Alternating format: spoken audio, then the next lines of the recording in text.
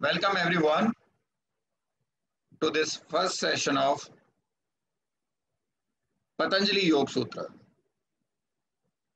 These sessions are part of Self-Realized Mentorship Network, Wisdom Book Circle, in which we do these sessions on various books. And so far, we are doing that for Code of Citizens Conduct, Rashtra Dharma, authored by me, Hitesh Chandel, and Bhagavad Gita. I hope most of you would have heard about Patanjali Yoga Sutra, and some of you have even read that. Okay, so basically Patanjali Yoga Sutra is divided into 4 sections, which we call as Pratham Pad, Dvitiya Pad, Tritiya Pad, and Chaturtha Pad. The names for these sections are Samadhi Pad as Chapter 1, Chapter 2 Sadhana Pad, Chapter 3 Vibhuti Pad, and Chapter 4 Kaivalya Pad. Samadhi Pad is where the description about the final outcome of practicing the principles documented in Patanjali Yoga Sutra are explained. So it is like the who and why of Patanjali Yoga Sutra.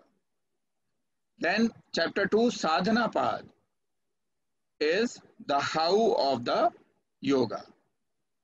Chapter 3 is Vibhuti Pad, which means what all excellences, siddhis, or outcomes you will get if you practice or if you do the meditation on certain things. Then Kaivalya Pad talks about the nirvana, the liberation, salvation, etc. So we'll start with the Samadhi Pad.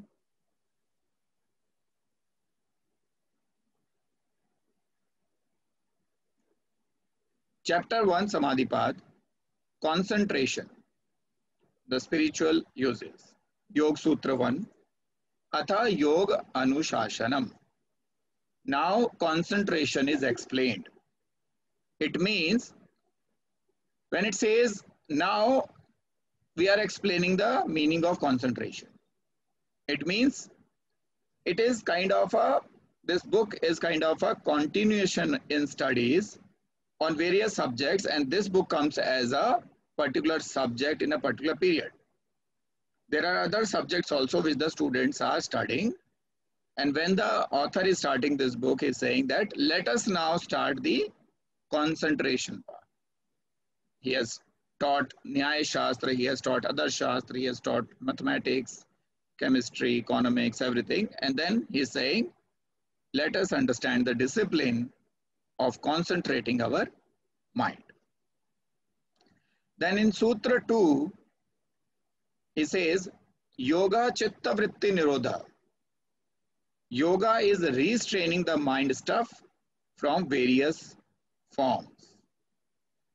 So what happens is, our mind is designed in a way that it keeps creating various vibrations, and these vibrations reflect on our chitta, our mind stuff, right?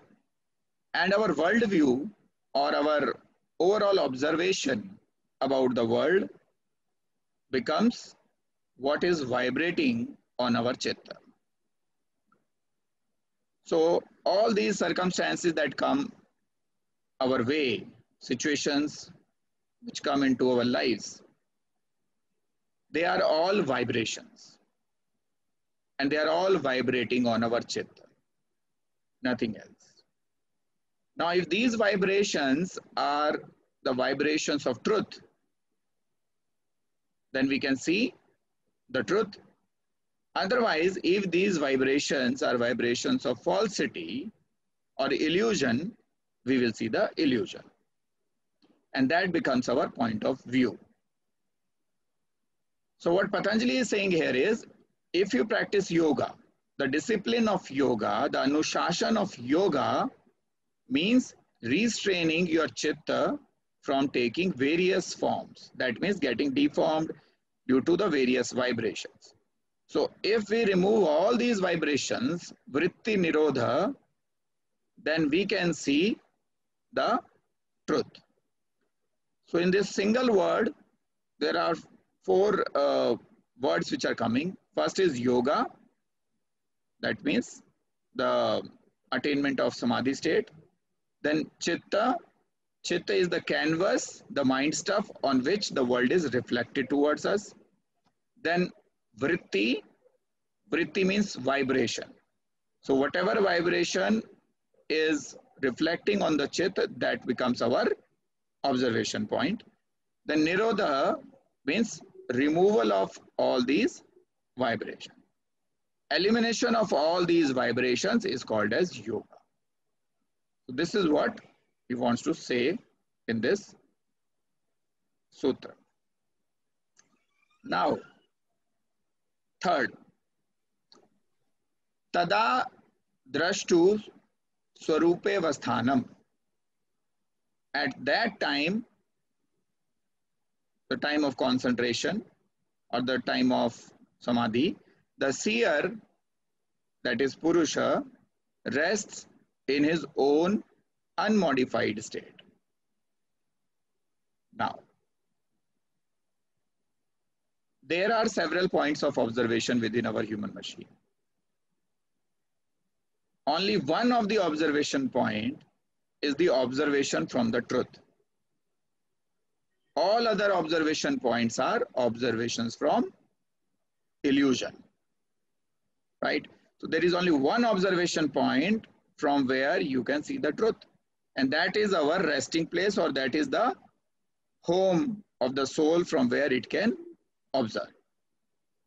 So what he's saying is, on the basis of second sutra, yoga chitta vritti nirodha, that once the yoga chitta vritti nirodha state is achieved, what happens as an outcome is that that particular moment, the observer, the soul, rests in his unmodified state. That means non-deformed state, in the real form. That is the outcome that we get from yoga chitta vritti nirodha, that we can see the truth. Fourth, vritti sarupyam itaratra. At other times, other than that of concentration, the seer is identified with the modifications. The same thing that we have discussed, that other than the original observation point from where you can have the observation of truth, everything else is just the modification of mind. Everything else is illusion.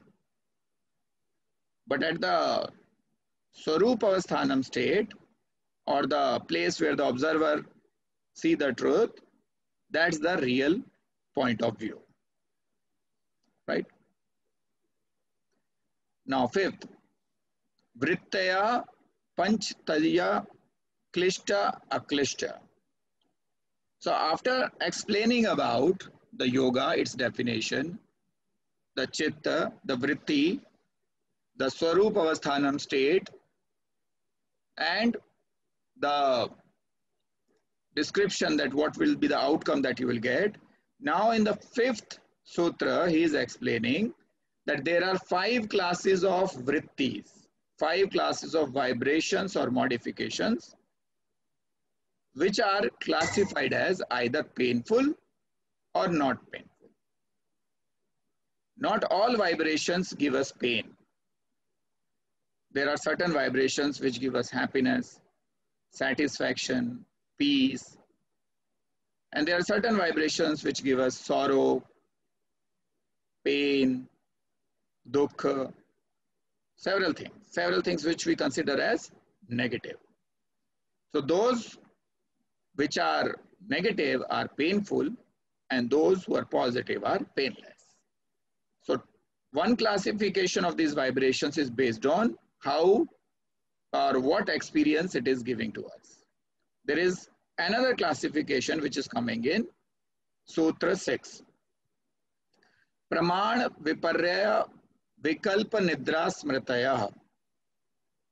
So these 5 are right knowledge, praman, evidence, an evidence which has been accepted by the world as a fact and can be considered as right knowledge, knowledge of truth, right? Second is indiscrimination. Indiscrimination means we get the false picture of reality. Viparya. Whatever is truth, we are seeing opposite to it. So sometimes we carry the beliefs, consider them as truth, but they are absolute untruth. But we make our decisions based on those untrue belief systems. Sometimes these are also called as blind faith. Blind faith customs. People don't know why they are following it, but they are following it. Similarly, we cultivate hatred for somebody due to some viparya vritti, and one fine day when the truth is revealed, we find, oh, we were doing wrong. So this acceptance that we were doing wrong converts that viparya vritti into right knowledge once the praman is received. But till then, we still keep carrying that untrue observation. Then vikalp. Vikalp is delusion, imagination, fantasies, assumption, half truth, half falsity, a kind of a translucent vibration through which you can see only options, not the decisions. Fourth is sleep. Sleep are those vibrations in which we cannot make any observation. So when we are in not observing state, it is called as sleep. Blind spots, actual literal sleep, or absent-mindedness, that we are, suppose right now also we are attending this workshop, but if some part of the mind gets the sleep vibration, then it will not capture the points which are being said. Then fifth type of vibration is memory. Memory is like recollection of the past events which are stored on the chitta. So all of these 5 types of vibrations keep vibrating in our chitta, and the combination of all these active vibrations becomes our point of view, becomes our world view, becomes our observation about the situation, right? And some of these vibrations can be painful, that is klishta, and some are painless, not painful, which are called as aklishta. Let us move on to verse number 6. Okay, finally we have got a hand raise. Yes, Joseph ji. Pranam Guruji. Pranam, bataiye. Guruji, you were not saying from which we should observe really, which is the real observer. So that point you didn't explain, I think. Yes, so that comes in the state of samadhi, and in the upcoming verses it will be covered. Okay, so now if we summarize, we have learnt about the definition of yoga, definition of chitta, vritti, 2 types of experiences from the vrittis, and 5 types of vrittis based on different observations.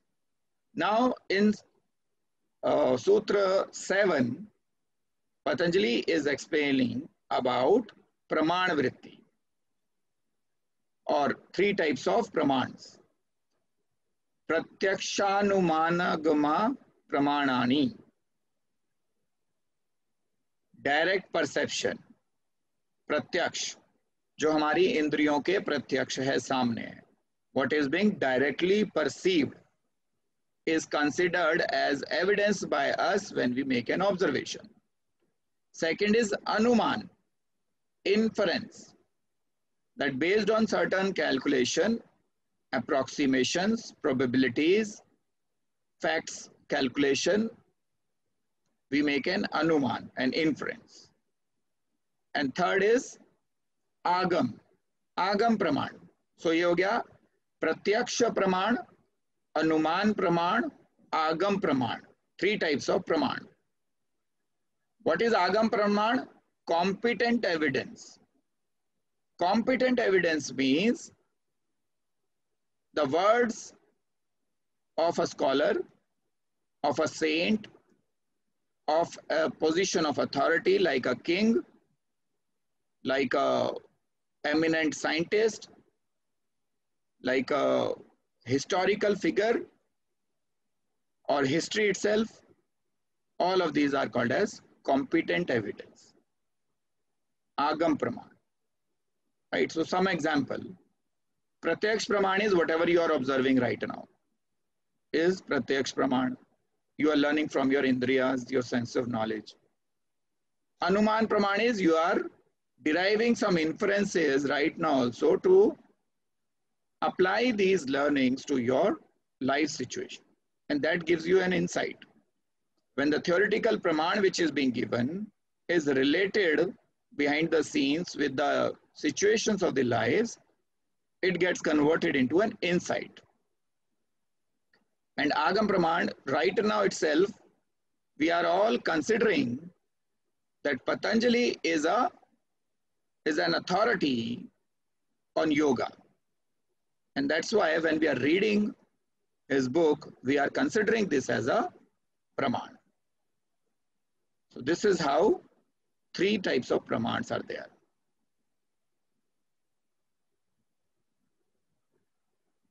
Now, Sutra 8. Viparyo mithya jnanam adrupa pratishtham. Indiscrimination is false knowledge not established in real nature. Right? So it means we are observing, it's not a no observation state. It's an observation state, but whatever observation is taken is a mistake, an error, a defect, a falsity, something which is not an evidence. Right? So that becomes mithya jnana, false knowledge, viparya. So he has marked the mithya jnana as a viparya vritti. So now step by step he is talking about the vrittis. Now he has talked about the pramana vritti, then he has talked about the viparya vritti. Now he will talk about the further vrittis. Sutra 9. Shabda jnananupati vastu shunyo vikalp. Third type of vritti is vikalpa vritti. Verbal delusion follows from words having no reality. So for example, if I tell you that I have seen an apple tree flying in the air. So it's a imagination. Okay, if I say that I was going somewhere and I found that there are several cabbages in the air and they are not moving. Imagination. This vritti has its own uses. Take an example of a movie. Of course, a lot of creativity is there. But the entire storyline, you cannot call that as an intuition. The storyline, the story is written based on imagination. Verbal delusion. Vikalpa vritti. Now he's talking about in Sutra 10 about Nidra vritti. So what is the definition of Nidra Vritti? Abhav pratyaya lambana vritti nidra. Sleep is a vritti which embraces the feeling of voidness, no observation, nothingness, right? Nothingness, no observation. Neither right observation nor wrong observation, and not even imaginative observation. Even the observation is not an imagination because there is no observation, right? So this happens when we are either in the complete sleep state or we are in the no cognition state of samadhi. Okay, so let us take some question. Shekhar ji. Namaste, Hitesh ji. हाँ जी, नमस्कार.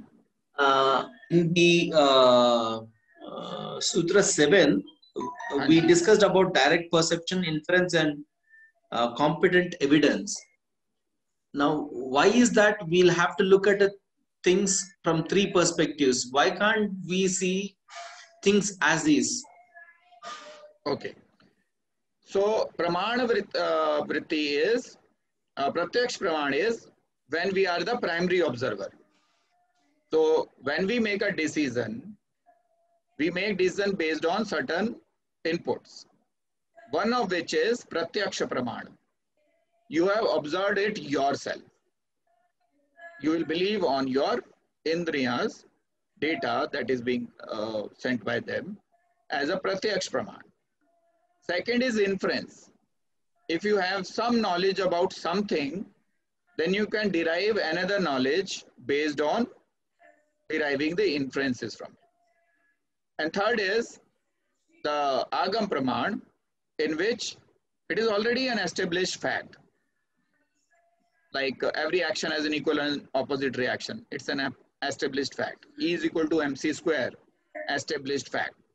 Mahabharat, Ramayana are considered as Praman, in India especially, to back our decision by a logic. Because ultimately we have to give a logic to explain our point of view. Right? So we use several, in several of our communications, we use Mahabharat and Ramayana as a Praman, Agam Praman.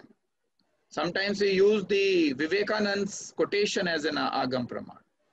Or if Buddha has said something, Ram and Krishna had done something, we consider that as a Praman. That's called as Agam Praman. Now, 11th, Smriti Vritti. Anubhut Vishaya Sampramosha Smriti. Memory is when the vritti of perceived subjects do not slip away and through impressions come back to consciousness. So when we are making an observation, logically also you can derive this. When we are making an observation, some part of the observation is true, Praman. Some part of the observation may be false. We may not know about it, but we are making a false observation. Some part of the observation is somewhere in the middle, mix of truth and falsity. So that comes under imagination, belief, hallucination, fantasies, dreams, right? Assumptions. Now these three are logical, either true or false or somewhere in between. Now the fourth one automatically is, okay, neither right nor wrong nor in between, no observation.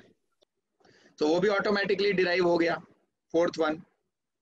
Now the fifth one is, right now what you are observing is producing a vibration, but there are other objects that you have observed in past.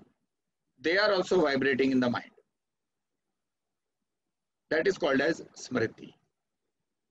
Perceived subjects and objects which you are not able to eliminate from your mind also get mixed with your current cognition. Right?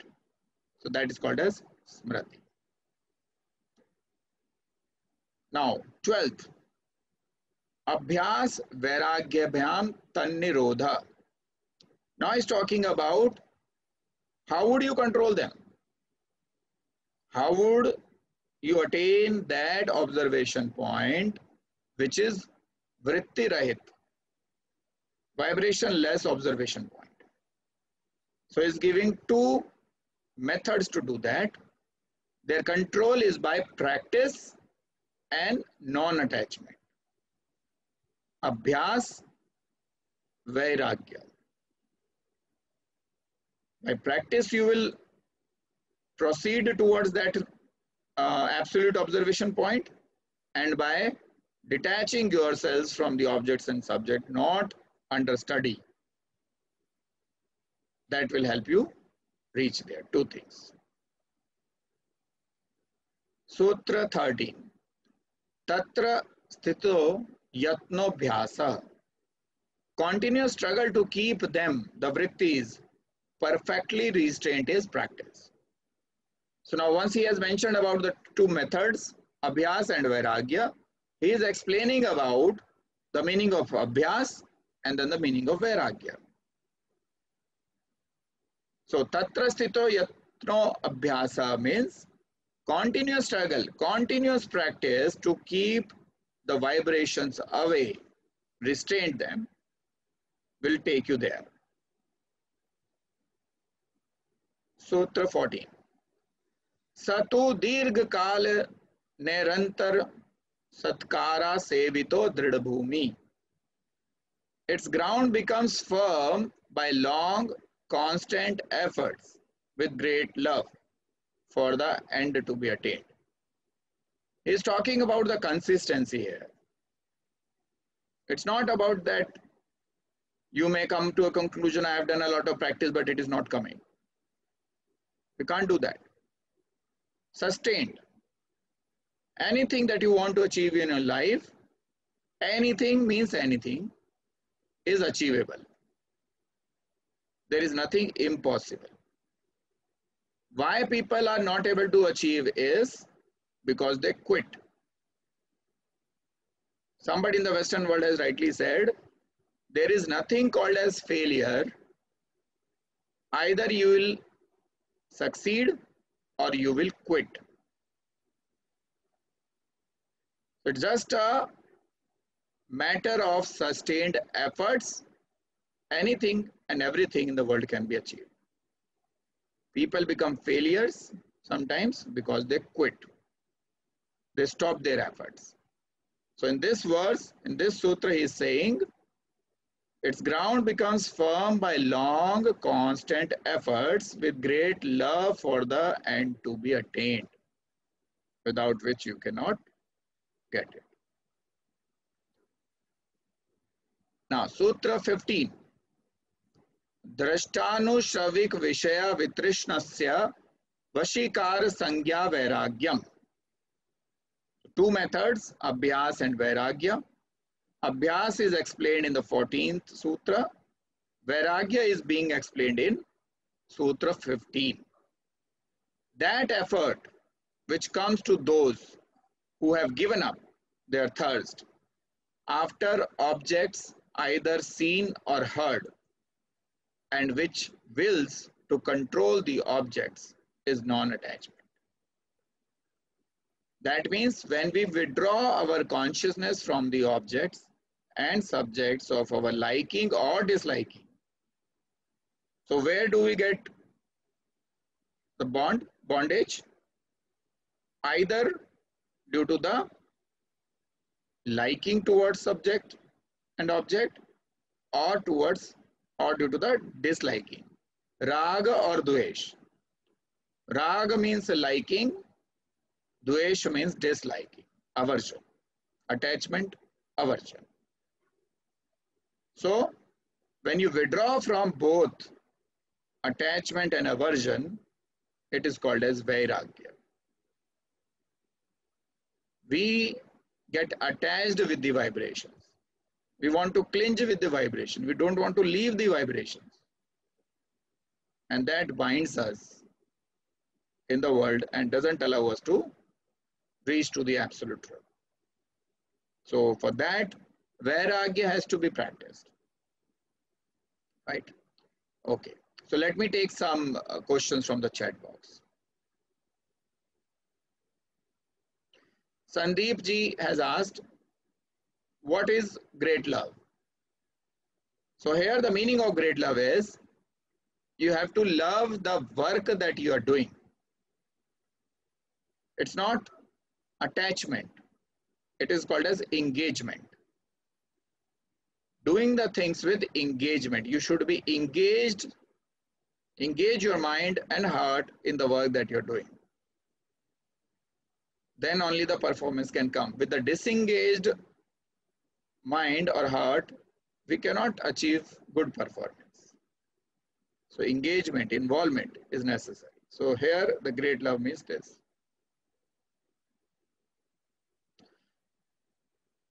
Okay, 16.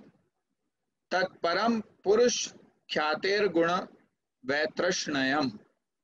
That extreme non-attachment, giving up even the qualities, shows the real nature of the Purusha. So let me explain this Purush word here. As per the, so people have classified the world in various different ways. One of the classification is, of the objects and subject of the world is, Jad or Chetan. Jad means inanimate, Chetan means animate object. The difference between Jad and Chetan is, the Jad object requires a Chetan trigger from outside to function. The Chetan object has an inbuilt trigger from within to function. This inbuilt trigger which is given into the Chetan object is called as Purush or soul. So another classification is that the world is made up of three things: Ishwar, Prakriti, Purush. Now this Purush is soul, the real observer within us, Chaitanya within us. So that extreme non-attachment, and this is the Purush where we need to reach. Our observation point should reach to the soul level. Because to do anything, we need four things: observation, reasoning, processing, and acting. When you do all four of them, then the organized action is taken from our human machine. Now this acting is done by the body. It is the body which will finally act. If body won't act, then observation and reasoning and processing all will go waste. Nothing will happen on the ground. So body has to finally do the acting. The heart, the subconscious mind, has to do the processing. Whatever reasoning has come to it, it has to do processing and create the series of actions so that the body can do the acting. Now who will take the decision? Reasoning.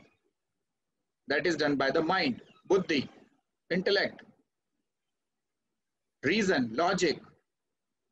So once the logic is created, it is passed on to the subconscious mind. It will do the processing, create the set of instructions which will be acted upon by the body. But none of these three can do the observation. This observation is done by the soul. Drashta Swarupa Avasthanam. The observer is pointed at a right place. So this Purush is the Drashta, is the observer within us. And its capability is maximum when there is no vritti hindering his observation. And to do that, we need to do Abhyas and Vairagya. So that extreme non-attachment, giving up even the qualities, shows the real nature of the Purush. Now coming to this quality part. So there are three types of quality, you all know. Tamoguna, Rajoguna and Sattoguna. Tamoguna quality creates Viparya and Nidra Vritti. Rajoguna creates memories and Vikalp. So Vikalp and Smriti are due to Rajogun. And Praman Vritti is due to Sattvagun. That means the quality of observation of truth is Sattvagun. But what he is saying here is supreme non-attachment, extreme non-attachment, giving up even the qualities, all the three qualities. When that state is achieved, then you can say that you have reached there. Okay.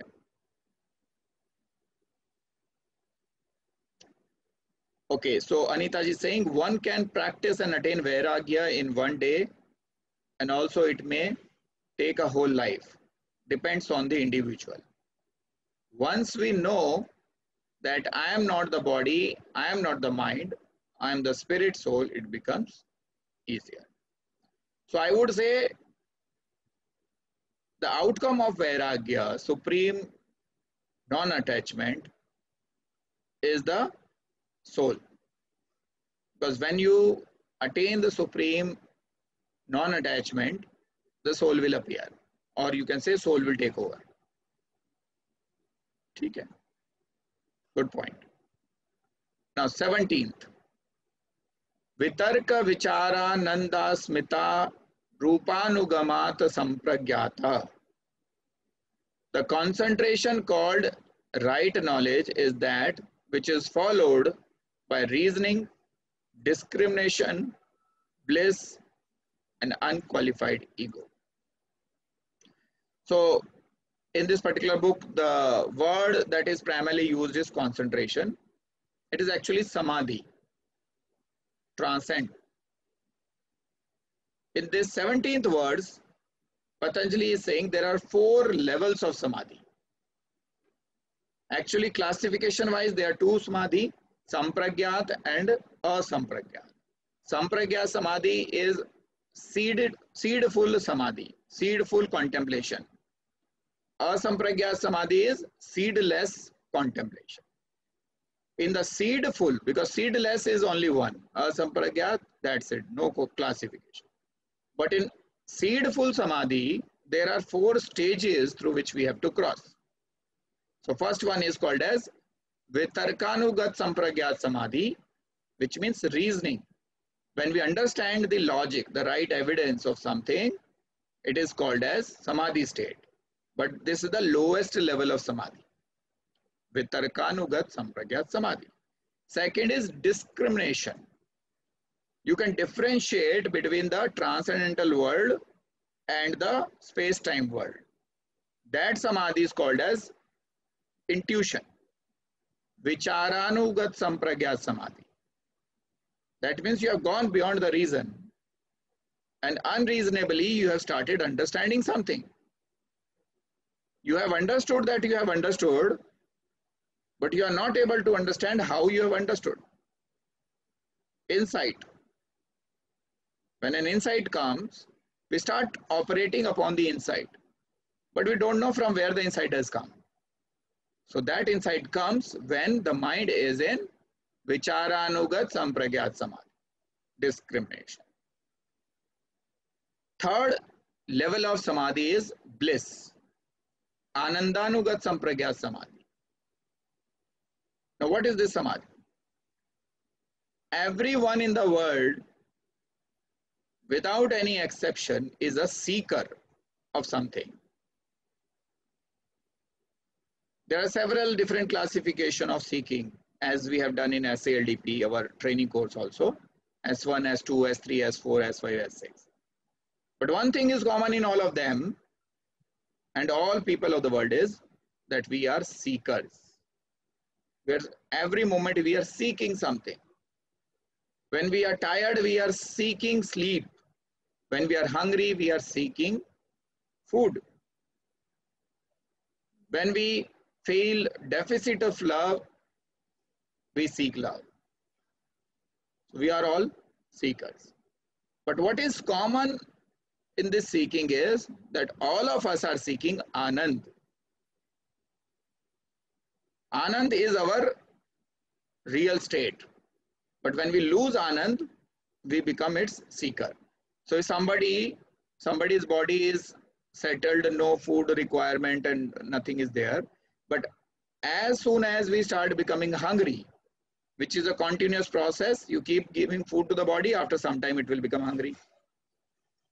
You cannot eat for life in one meal. Whether you are poor, whether you are the super rich person of the world, you have to eat. That's a different matter that sometimes people eat only once or once in 2 days, but you have to eat. So as soon as the hunger comes, the anand goes away. We start feeling discomforted. So to fulfill that, we eat.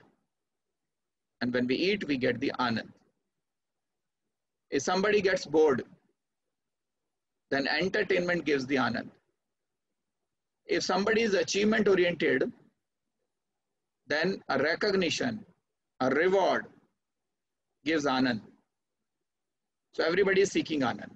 But from where we are seeking it from the outside world through some stimulus. But when we reach to the Anandanugat Sampragyat Samadhi, this bliss becomes continuous without any stimulus from outside. Eternal bliss comes. This is third stage of Samadhi, Sampragyat Samadhi. The fourth stage is unqualified ego. Unqualified ego means Asmitanugat Sampragyat Samadhi. We have reached to the penultimate of the Samadhi state, where ego becomes a pure ego. Pure ego means we have reached to the seed of the ego. When we reach to the seed of ego, we understand the ego clearly. We understand our ignorance clearly. We understand our jnana, one thing. But in the Asmitanugat Sampragyat Samadhi, we understand our ego. Because through ego, we cannot understand ego. Through some other faculty only we can understand ego. And that faculty is called as Asmitanugat Sampragyat Samadhi.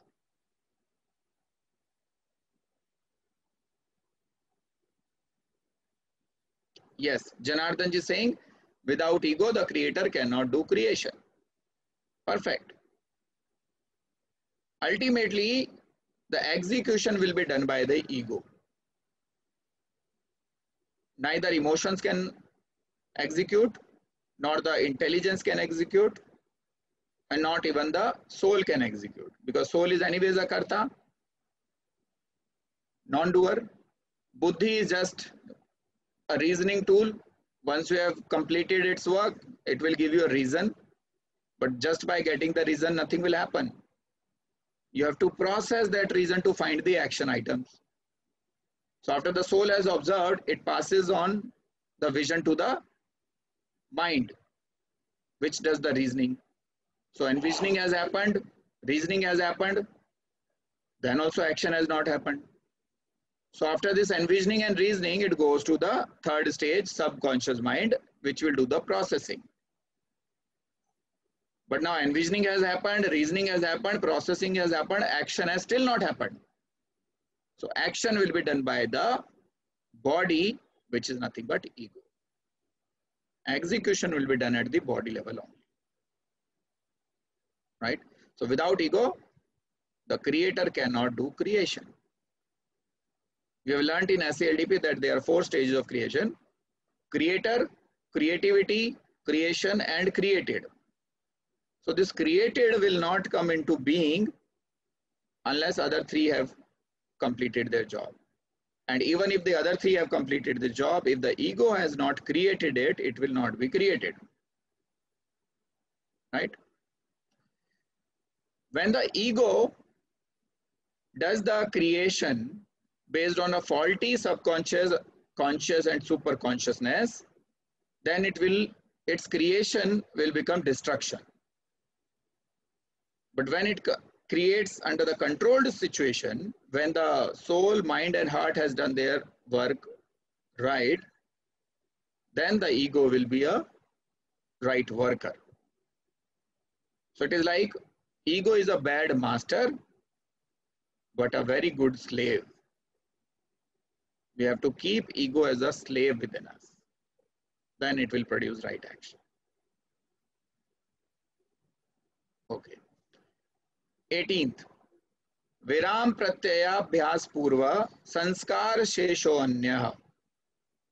There is another samadhi. So after telling about the 4 stages of sampragyat samadhi, seedful samadhi, he is now moving on to other type of samadhi, which is different from sampragyat samadhi.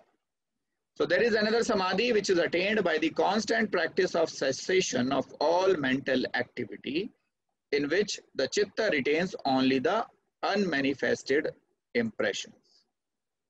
So now we have to understand the components, the composition of chitta. What is a chitta?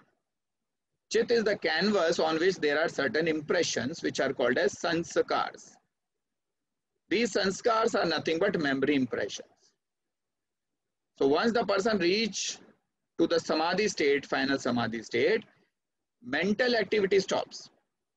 So at any point in time, the chitta has 2 things, sanskar and vrittis. So the definition of yoga is not yoga sanskar nirodha. Yoga chitta sanskar nirodha nahi hai. It is yoga chitta vritti nirodha. So even at the state of yoga, the vrittis will stop, but the sanskars will remain there. So this samadhi which is attained by the constant practice of cessation of all mental activity, that is all vrittis, the chitta now only has impressions. Impressions means only sanskars.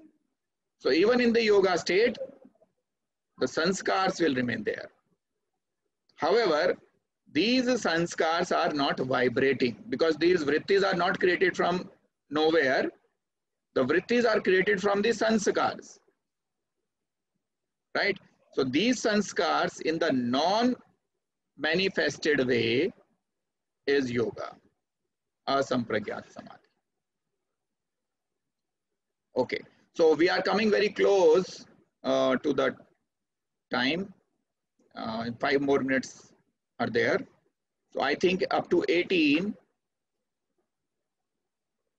we have done something logical. We can logically stop there. So let us take some questions over here. From 1 to 18, if you have any questions, please ask them now. And also, because it's a first session of Patanjali Yoga Sutra, I would like to know your views, your testimonials, your feedback, your suggestions, your criticism about this forum. There are 2 types of audiences here. Some of the audiences are going through the SALDP course. SALDP is Self-Actualized Leadership Development Program. If I talk in terms of the scriptures, it is Sthit Pragya Banane Ka Program. In Bhagavad Gita, Krishna is giving the training of self-actualization to Arjun. Nothing else. It's a self-actualization training only, Sthit Pragya. The same is being given here. Now, if you relate that with the Patanjali terminologies, it is called as Sampragyat Samadhi. We'll reach to the Sampragyat Samadhi. Sampragyat Samadhi is seedful contemplation, self-actualization. So now please tell me your feedback, your questions, your comments. Please type in the chat box. Please unmute yourself and ask your question. Thank you. Hitesh ji, namaste. My question is, जब आपने बताया ना जो समझ के जो समझते हैं, तो that part, वो वाला जो words है वो मैंने ऐसे समझा है कि I've understood something, but I still have not understood the bigger picture. तो अगर मुझे कुछ समझ में आया है पर मुझे bigger picture नहीं समझ में आया, तो मैं क्या करूँगी कि मैं बस वही एक छोटा सा step ले लेती हूँ और मुझे मालूम नहीं है कि मैं क्यों कर रही हूँ, बस मैं कर रही हूँ.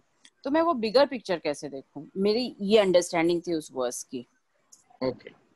So When a context is created, it is created with several dots, several parts, right? In order to understand the entire situation, Yes. the big picture that you're saying, a big picture is nothing but a collection of several small pictures. True. or small parts of that picture. It's like a jigsaw puzzle and small pieces. When we are putting or when we are creating a complete jigsaw puzzle by fixing the pieces at various places, we are finding the dots and connecting those dots. And when all the dots are collected and fixed, then we get the bigger picture.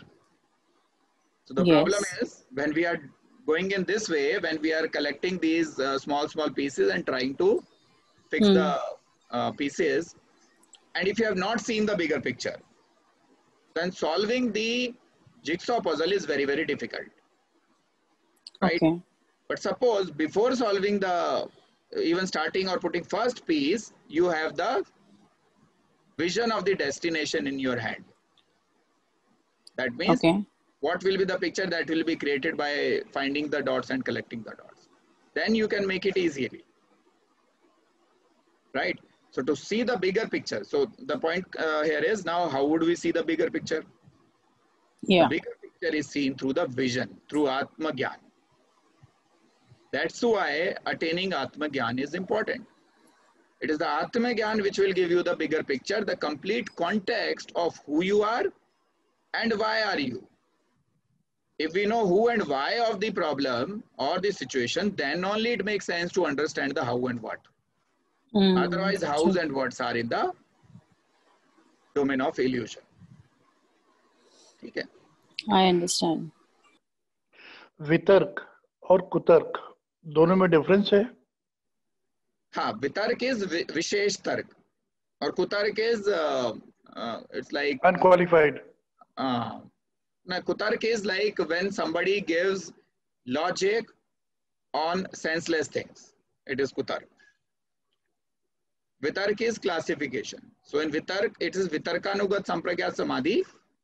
तो उसमें भी दो type के होते हैं, सवितर्क समाधि, निर्वितर्क समाधि.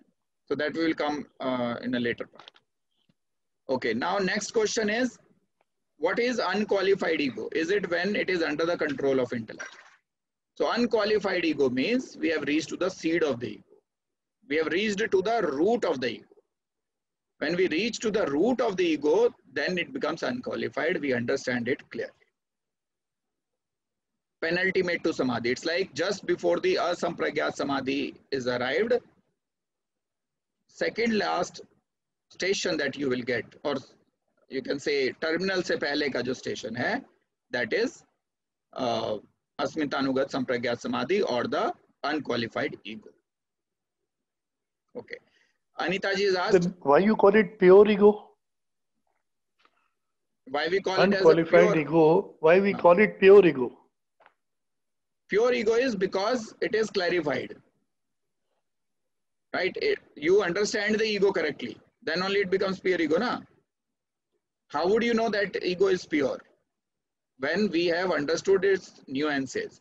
So when all the ego elements are understood, that means you have understood the ego. When we have understood the ego, we are not in ego. We cannot understand the ego while being in ego. You can understand ego only when you come out of it. So when you come out of ego means yes, you have reached there. That's what we want to achieve. Coming out of the absolutely ego right. is what we want to achieve. Okay, so next question was from Shekhar Maniji. I have read or tried reading, however, never understood. Now I can relate and understand. Yes, if you want to understand more, you can attend SALDP course also. SALDP has incorporated several learnings from Patanjali Yoga Shastra also. Those who have not attended SALDP and are there in this batch, there are few people who have not done SALDP. So kindly type in the chat box that you have not done SALDP. So SALDP is a rigorous training course on Atma Gyan and Sthit Pragya in a contemporary format, today's format, through PPTs and all. So you can enroll for that, and the entire fees for that is voluntary. At every stage you can make some voluntary contribution. No questions asked. So please type in the chat box if you have not done SALDP and give your number so that we can contact you. If you allow me, maybe I can ask a quick question. Text Okay, may not be very one clear. last question and then we'll stop the session today. Yes.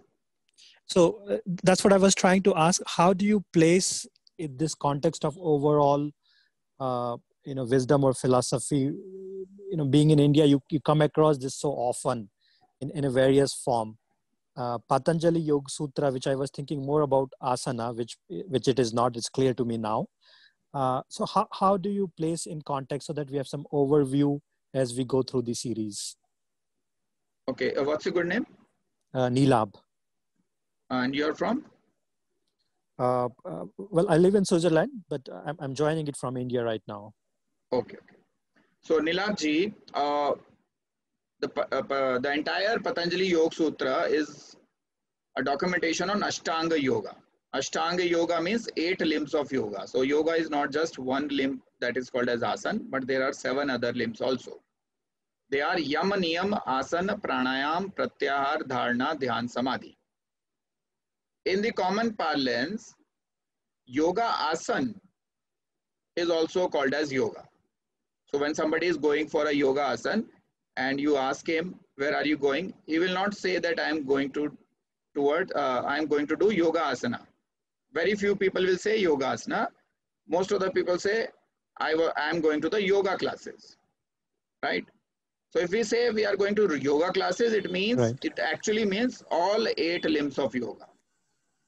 But this asana, only one limb of the yoga has become a synonymous to the entire Ashtanga Yoga due to the fact that asana brings immediate results.